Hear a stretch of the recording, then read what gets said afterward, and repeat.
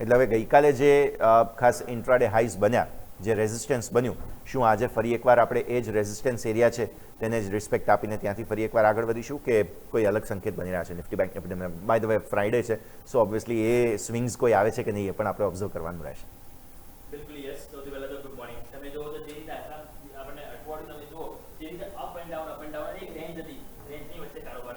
આજનો ફ્રાઈડે હવે ખાસ કરીને ઇન્ટરેસ્ટિંગ રહેશે કે રેન્જમાં જ રહે છે કે રેન્જની બહાર આવે છે. અને બહુ ઇન્ટરેસ્ટિંગ સેટઅપ પણ તમે જુઓ તો વીકલી ચાર્ટ પર આપણે સંદર્ભ મળી રહે છે. પહેલા તો નિફ્ટીનો ડેઇલી ચાર્ટ સમજીએ, એ બાદ વીકલી ઉપર સમજીશું, કારણ કે હવે આજે સ્વાભાવિક છે કે સાપ્તાહિક કેન્ડલ પણ ક્લોઝ થશે. સૌથી પહેલા નિફ્ટીનો ડેઇલી ચાર્ટ સ્ક્રીન પર તમે નજર કરો તો જે રીતે આપણને મોમેન્ટમ જોવા મળી રહી છે, તો ડેઇલી ચાર્ટ તમે નજર ખાસ કરીને આપણને જે જોવા મળી રહ્યું છે એમાં તમે નજર કરો તો સૌથી પહેલા આપણે નિફ્ટીનો ડેઇલી ચાર્ટ સ્ક્રીન ઉપર લઈને આવીશું. તેમાં તમે નજર કરો તો જે રીતે આપણને મોમેન્ટમ જોવા મળ્યું છે, ગઈકાલની કેન્ડલ તમે જોશો ને થોડીક આપણને પ્રોફિટ બુકિંગ વાળી જોવા મળી અને એના કારણે તમે જો ઉપલા સ્તરેથી આપણને દબાણ પણ આવ્યું હતું. પરંતુ આજે જો તમે નજર કરો તો જ્યારે ગિફ્ટ નિફ્ટીથી બિલકુલ ફ્લેટ ઓપનિંગના તમે નજર કરો તો આપણને સંકેત જોવા મળી રહે છે. અહીંયા કોમન શું વસ્તુ હતી? ન્યૂનતમ સ્તરથી ખરીદારી આવી જાય છે, રાઈટ? હવે ન્યૂનતમ સ્તરથી ખરીદારી આવી જાય છે, પરંતુ પ્રોબ્લેમ ક્યાં છે કે ઉપલા સ્તરેથી દબાણ પણ આવી જાય છે. તમે અહીંયા નજર કરો, 3 વખત એક્ઝેક્ટલી એવું જ આપણને કંઈક જોવા મળ્યું, રાઈટ? 3 વખત જો તમે નજર કરી હોય તો આપણને અહીંયા ઉપલા સ્તરેથી એક દબાણ આવતું હતું અને એ છે 10 ડેમાં. 10 ડેમાં ઉપર માર્કેટ જાય છે જ્યાં ટકતું નથી અને ત્યાંથી એક સેલિંગ પ્રેશર આવે છે. 3 દિવસ તમે જો કોમન છે અને એ 3 દિવસ તમે જો કોમન છે કે ન્યૂનતમ સ્તરથી ખરીદારી આવે તો ખરીદારીનું લેવલ કયું છે તમારું? એ આવે છે 23,400. 23,400 આવે છે કે ત્યાંથી સરસ ખરીદારી આવી જાય છે. એટલે 23,500 તેથી 23,400 આજના દિવસે પણ આજ આપણે સપોર્ટ લઈને ચાલીશું. જ્યાં સુધી આ લઈને નીચે ના જઈએ ત્યાં સુધી ફ્રેશ મંદી નહીં કરીએ અને ફ્રેશ તેજી શેની ઉપર નહીં કરીએ ત્યાં સુધી આની ઉપર નહીં જઈએ ત્યાં સુધી આપણે તેજી ના કરવી જોઈએ. 23,800 that is most important resistance level. So 23,800 ની ઉપર અગર જો નિફ્ટી એટલીસ્ટ અડધો પોણો કલાક ટકે છે, અધરવાઇઝ જો ડેલી કેન્ડલમાં ક્લોઝ આપે છે તો મોમેન્ટમ બહુ સરસ આવશે અને એ મોમેન્ટમ પછી ડાયરેક્ટ આપણને 24,030 જે 50 ડેમાં છે એને ટચ કરવો જઈ શકે છે અને એના બાદ આ જે ગેપ છે અને ગેપ તમારો આવે છે 24,150 એ લેવલ પણ પોસિબલ છે. બસ 23,800 ઉપર અડધો પોણો કલાક ટકવું જરૂરી છે, અધરવાઇઝ ક્લોઝિંગ જરૂરી છે. જો થાય છે તો આપણે જેમ વાત કરીએ એ પ્રમાણે 24,030 50 ડેમાં અને એની ઉપર આપણને 24,150 પણ લેવલ પોસિબલ છે. સ્ટ્રોંગ સપોર્ટ એરિયા તરીકે જેમ વાત કરી 23,500 23,400 ને લઈને ચાલીશું. આ વાત થઈ ગઈ ડેલી ચાર્ટ એટલે કે 1-2 દિવસ આપણે સ્વિંગ ઇન્ટ્રાડે પર્પઝથી અને સાથે સાથે 1-2 દિવસ, પરંતુ વીકલી બેઝિસ થોડુંક જોઈએ ઓવર લોંગર પીરિયડ. તો હવે આપણે લોંગર પીરિયડમાં વીકલી ચાર્ટ પહેલા સ્ક્રીન ઉપર લઈને આવો, પછી 15 મિનિટ ઉપર જઈએ. તો વીકલી ચાર્ટ તમે નજર કરો, અહીંયા એક ઇન્ટરેસ્ટિંગ સેટઅપ બન્યું છે એન્ડ ધેટ ઇઝ હું એવરી ટાઈમ તમને વાત કરું છું અને એ છે ઇનસાઇડ બાર. ઇનસાઇડ બાર ફોર્મેશન બન્યું છે. હવે આજનું ક્લોઝિંગ ક્યાં આવે છે ઇમ્પોર્ટન્ટ છે. જો નીચેનું આજે તમારું ઇનસાઇડ બારની જે રેન્જ છે એ કેટલી આવે છે? 23,262. ઉપરની તમારી જે રેન્જ આવે છે કેટલી આવે છે? 24,000. એટલે 700 પોઈન્ટની રેન્જ થઈ. સો અહીંયા હવે આવતા અઠવાડિયાની કેન્ડલ બહુ ઇન્ટરેસ્ટિંગ રહેશે. જો 24,000ની ઉપર તમે આવતા અઠવાડિયે ક્લોઝ આપો છો તો ઉપરની તરફ આપણને 24,700 તરફની પણ મોમેન્ટમ આપણને જોવા મળી શકે છે અને નીચે જો વીકલી કેન્ડલ હવે આપણે નેક્સ્ટ હવે 23,262 ની નીચે તમારું ક્લોઝ હશે તો એ આપણે અહીંયા 22,500 તરફના પણ નીચે આપણે ડાઉન સાઇડ પોસિબલ છે. સો વીકલી કેન્ડલ હવે બહુ મહત્વની રહેવાની છે હવે આવનારા દિવસો માટે. વાત થઈ ગઈ.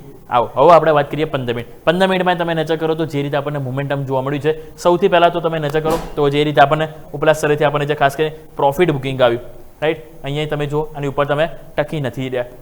પહેલાં પણ અહીંયા પણ તમે જો એક્ઝેક્ટલી નીચે આવે તો અહીંયા પણ તમે જો એક્ઝેક્ટલી ત્યાંથી જ નીચે આવે એટલે મેક્સિમમ ટાઈમ્સ તમે ત્યાંથી નીચે આવો છો. પરંતુ સપોર્ટ એરિયાવાળો કયો છે આપણે જે આપણે વાત કરીએ 23,400 23,500 કે અહીંયાથી ખરીદારી પણ આવી જાય છે. સો આ એક રેન્જ છે.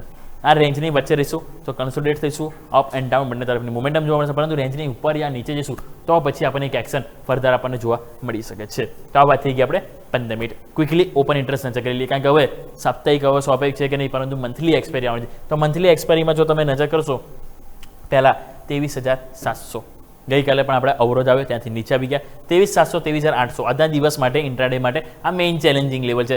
એની ઉપર જવું જરૂરી છે કારણ કે ગઈકાલે બંને જગ્યાએ તમે જો ફ્રેશ નવું ઓપન ઇન્ટરેસ્ટ કોલ રાઇટર્સમાં આવ્યું છે.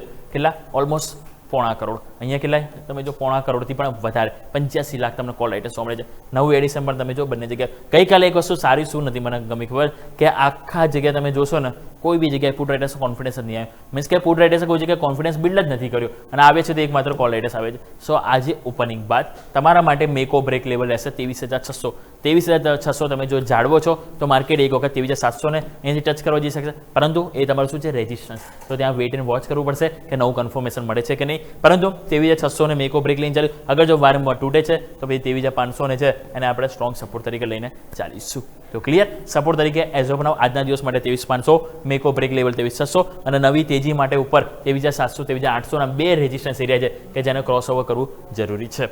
વાત કરીએ બેંક નિફ્ટી, તો બેંક નિફ્ટીમાં તમે નજર કરો જે રીતે આપણને મોમેન્ટમ જોવા મળી છે, તો બેંક નિફ્ટીમાં તમે જો ગઈકાલે જે ઘટાડો, અહીંયા પણ એક વસ્તુ કોમન શું છે, ઇમ્પોર્ટન્ટ લેવલ છે ત્યાંથી વારંવાર નીચે આવે છે. ગઈકાલે તમે જો 10 ડેમાં તમે આજે ગઈકાલે ગયા, પરંતુ શું થયું, નીચે આવી ગયા. કેટલાય ટાઈમથી તમે જોશો ને તો આપણને 1 2 3 4 5 6 7 8 9 10 ટ્રેડિંગ સેશનથી તમે 10 ડેમાં નીચે ક્લોઝ થઈ રહ્યા છો અને એના જ કારણે તમે જો દબાણ છે. સો એના માટે પહેલાં થવું શું જરૂરી છે, 10 ડેમાં ઉપર ક્લોઝ થવું જરૂરી છે. સો 10 ડેમાં તમારી કેટલી આવે છે, એ છે 53,918, એટલે આપણે 54,000 લઈને ચાલીએ, રાઈટ. 54,000 નજીક તમારા આવે છે 10 ડે એક્સપોનેન્શિયલ મૂવિંગ એવરેજ. સો આજે નવી તેજી માટે પહેલાં તો 54,000 ઉપર જવું જરૂરી છે અને એની ઉપર ક્લોઝિંગ આપીશું તો કોન્ફિડન્સ આવશે. અધરવાઇઝ ઇન્ટ્રાડેમાં પણ અડધો કલાક ટકીએ તો કોન્ફિડન્સ આવશે. અધરવાઇઝ બંને તરફ મુવમેન્ટ અહીંયા પણ રેન્જમાં ફસાયેલા છીએ. સો ઉપરની તરફ 54,000 એ નવી તેજી માટે કોન્ફિડન્સ આપશે અને નીચેની તરફ જે તમારો સ્ટ્રોંગ સપોર્ટ એરિયા છે, ગઈકાલનો લો કેટલો હતો 53,156, અહીંયા આ એરિયા છે ને વારંવાર હાઇલાઇટ થાય. તમે જો આ 1-2 દિવસ અહીંયા તમે જો બધા દિવસ તમે જોશો ને તો 53,200 થી 53,000 લેવલ છે ને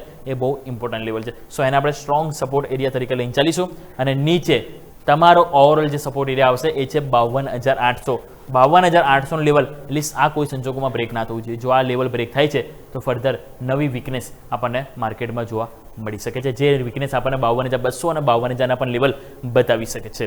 વાત કરીએ વીકલી ચાર્ટ. વીકલી ચાર્ટ જો તમે નજર કરશો તો ત્યાં પણ જે રીતે મોમેન્ટમ આપણને જોવા મળી રહ્યું છે તો ત્યાં તમે નજર કરો તો વીકલી ચાર્ટમાં એક વસ્તુ કોમન અહીંયા શું છે કે છેલ્લા 5 અઠવાડિયાથી તમે અહીંયા લોઅર લો બનાવી રહ્યા છે અને લોઅર હાઈ બનાવી. નિફ્ટીની પરિસ્થિતિ તો વીકલી ચાર્ટમાં બેટર છે, પરંતુ અહીંયા તમે જો સતત એક ડિક્લાઇનિંગ છે. સો અહીંયા મેં તમને શું કીધું હતું, જ્યાં સુધી વીકલી કેન્ડલમાં હાયર હાઈ તમે નહીં બનાવો ત્યાં સુધી યુટર્નની અપેક્ષા નહીં રાખીએ. સો હાયર હાઈ બનાવવા માટે તમારો આ અઠવાડિયાનો હાઈ કેટલો છે 54,100. 54,000 શું છે તમારું 10 ડે એક્સપોનેન્શિયલ મૂવિંગ એવરેજ. એટલા માટે તમે જો 54,100 લેવલ છે બહુ ઇમ્પોર્ટન્ટ લેવલ છે, એની ઉપર જવું જરૂરી છે. જેનું ક્રોસ ઓવર થશે ને તો પછી 10 વેમાં જે આવે છે તમારું સીધું 55,000 એને તમે એપ્રોચ કરવા જઈ શકો છો. સો 54,100 લેવલ છે, આની ઉપર જો અહીંયાથી જવું જરૂરી છે.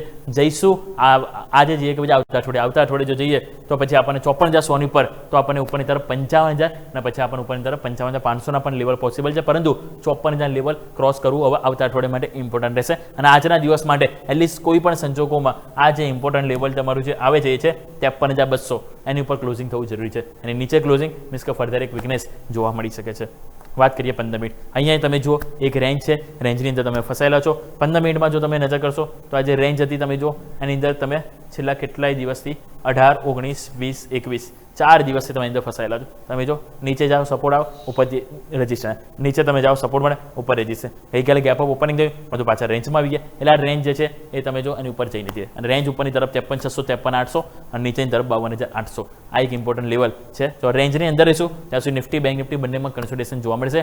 ઓપન ઇન્ટરેસ્ટ અહીંયા વાત કરી લઈએ, કારણ કે હવે બેંક નિફ્ટીમાં પણ મંથલી એક્સપાયરી છે. સો મંથલી એક્સપાયરીમાં તમે નજર કરો તો ઓપન ઇન્ટરેસ્ટ આપણને જે જોવા મળશે એ છે તમારા માટે ખાસ કરીને 53,500 મેક ઓર બ્રેક લેવલ. જેમ નિફ્ટી માટે આપણે વાત કરીએ કે આજના દિવસ માટે 23,600 મેક ઓર બ્રેક લેવલ છે, અહીંયા તમારું 53,500 છે. બાકી ઇન બિટવીન તમે આગળ પાછળ જોશો તો કોઈ જગ્યાએ એટલો કોઈ ખાસ બિલ્ડઅપ નથી, પરંતુ અહીંયા સારી વસ્તુ એ નથી કે ગઈકાલે એક માત્ર કોલ રાઇટર્સનો કોન્ફિડન્સ આવ્યો છે, પુટ રાઇટર્સ નથી આવ્યા. સો એ જરૂરથી કન્સર્ન બની શકે. સો નવી તેજી માટે આજે ઇન્ટ્રાડેમાં હું વાત કરી રહ્યો છું 53,500 પર જવું અને 53,500 પર ટકવું એ ઇમ્પોર્ટન્ટ છે. એ થશે તો પછી ઉપર તરફ 53,800 54,000 લેવલ જોવા મળી શકે. અધરવાઇઝ કહેવાય ને એક રેન્જ બાઉન્ડ માર્કેટ જોવા મળી શકે. નીચે સ્ટ્રોંગ સપોર્ટ તરીકે 52,800 આપણે બેંક નિફ્ટી માટે લઈને ચાલીશું અને નિફ્ટી માટે આજના દિવસ માટે 23,500 ઇમ્પોર્ટન્ટ લેવલ છે. અગર જો એની નીચે જઈએ છે તો ફર્ધર આપણને વીકનેસ 23,400 તરફની પણ જોવા મળી શકે. નવી તેજી માટે 23,800 એ ચાહે આજે થાય કે આવતા અઠવાડિયે જાય, જો એની ઉપર જઈશું તો આપણે જેમ વાત કરીએ પ્રમાણે મોમેન્ટમ બહુ સરસ જોવા મળી શકે છે.